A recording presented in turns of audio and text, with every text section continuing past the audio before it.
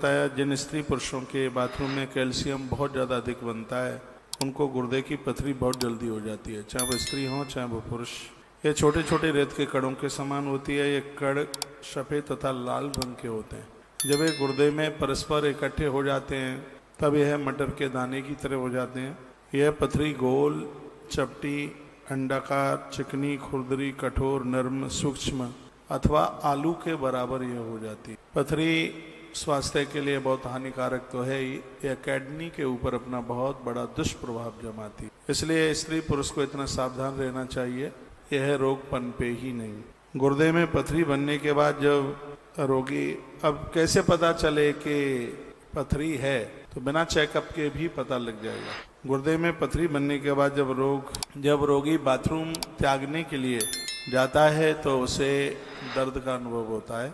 ऐसे में बाथरूम धीरे धीरे रुक रुक करके निकलता है और बाथरूम के साथ एल्ब्यूमिन, पीप या कभी कभी ब्लड खून भी निकलता है।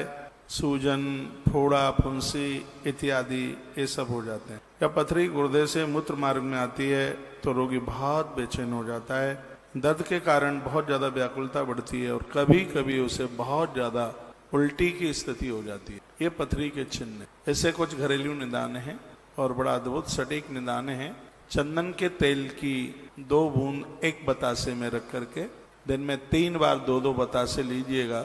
चंदन का तेल बतासे में डालकर यदि इसको एकाध महीना भी ले लिया जाता है तो यह बिना ऑपरेशन के यह बीमारी जड़ से खत्म हो जाती है। और आनंद की बात यह है कि द्वारा पनपती नहीं है। एक तो इसका यह उपाय मैंने आज ही निवेदन किया है। एक दूसरा और उपाय बताया है, जौ बोइए, किसी गमले में बो दें, परात में बोल दें, मिट्टी के किसी बर्तन में बो दें, जुआरे जिसे बोलते हैं, उसका एक 50 ग्राम रस निकालिए और मट्ठा में डालिए काले नमक के साथ। सुबह कुछ खा पीने के बाद 1 घंटे के बाद में वह छाछ पी लीजिए जिसमें जौ का, जुआरे का जो रस डाला है आपने, उसमें मट्ठे में, छाछ में गैया की छाछ हो तो बहुत बेहतरीन है, चल करके आ जाता है और व्यक्ति को इसको बहुत फायदा मिलता है। कोई किसी भी प्रकार के ऑपरेशन की जरूरत नहीं है, तो यह आप कर सकते हैं।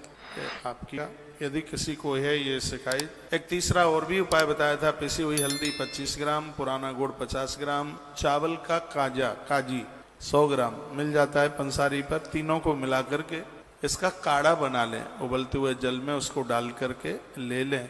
बहुत सरल सा उपाय है, पथरी घुल जाएगी, आपका 1 रुपया भी कहीं खर्च नहीं होगा।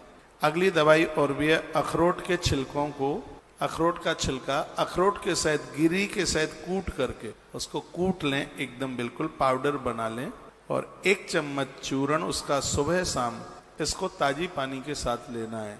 अखरोट पथरी के लिए दुश्मन है, ये समझ।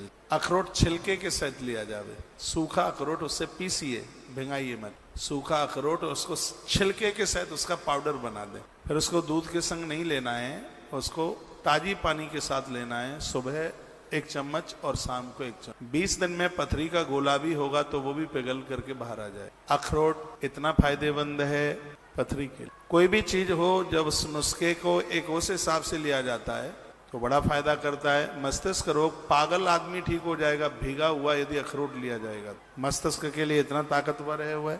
उसको सुबह खाली पेट उसको दें, जिसको मस्तिष्क कम काम कर रहा है, जिसको गर्मी चढ़ गई है, उसमें हो जाए तो थोड़ी सी सौंफ और मिला ली जावे। अखरोट के संग थोड़ी सी सौंफ मिलाकर उस व्यक्ति को जिसका दिमाग बहुत भारी हो गया है, बहुत उसको गर्मी चढ़ी है, नाक में नक्की फूटती है, नकलेऊ गिरता है उसके लिए भींगा हुआ अखरोट इतना फायदा। और सूखा अखरोट जो छिलके के सहित उसका बिल्कुल बारीकी से आप पाउडर बना दें और 1 चम्मच सुबह ताजी पानी के साथ और 1 चम्मच रात्रि को सोते समय पथरी के रोगी को दीजिएगा, उसको स्वास्थ्य लाभ प्राप्त हो, उसकी दिक्कत समाप्त हो जाएगी।